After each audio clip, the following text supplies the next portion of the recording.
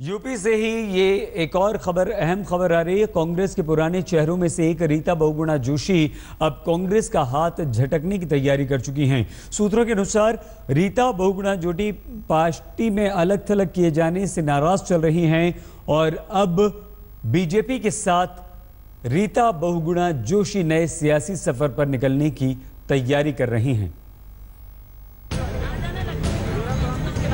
UP में कांग्रेस की चुनावी मुहिम की शुरुआत के साथ ही झटके खाने लगी है। सूत्रों के मुताबिक यूपी में कांग्रेस के बड़े चेहरों में से एक रीता बहुगुणा जोशी कांग्रेस का हाथ छोड़ने का मन बना चुकी है और शायद अगले 1-2 दिनों में इसका औपचारिक ऐलान भी हो जाए। वैसे भी हाल के दिनों में यूपी में कांग्रेस की चुनावी सरगर्मियों से रीता बहुगुणा जोशी दूर दूर नजर आ रही थी। याद करिए, राहुल की जोर शोर से निकली किसान यात्रा के दौरान या फिर किसी भी रोड शो में रीता बहुगुणा जोशी नजर नहीं आई। हालात ऐसे हो गए थे कि कांग्रेस से रीता बहुगुणा की नाराजगी की वजहों की लिस्ट लंबी होती चली गई। सूत्रों के मुताबिक रीता बहुगुणा जोशी खुद को पार्टी में हाशिए पर डाल दिए जाने से नाराज चल रही हैं। उन्हें कांग्रेस की किसी कमेटी में कोई पद नहीं दिया गया था। यही नहीं, राहुल के किसान यात्रा में भी रीता बहुगुणा जोशी कहीं नजर नहीं आई। सूत्रों के मुताबिक रीता बहुगुणा इस बार लखनऊ कैंट से चुनाव लड़ना नहीं चाहती थी, क्योंकि यहाँ से मुलायम सिंह यादव की बहू अपर्णा यादव के खड़े होने की खबर है।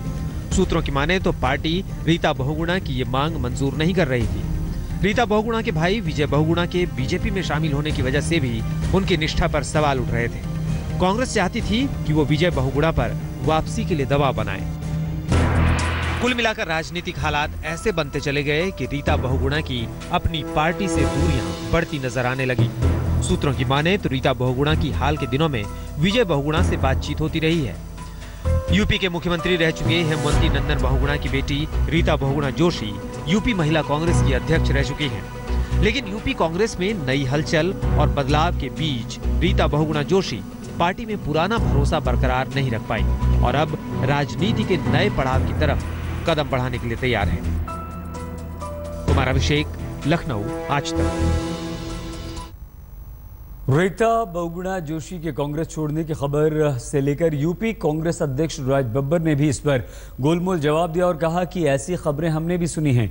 यूपी की मुख्यमंत्री उम्मीदवार शीला दीक्षित ने कहा कि वो अगर मगर पर टिप्पणी नहीं करती।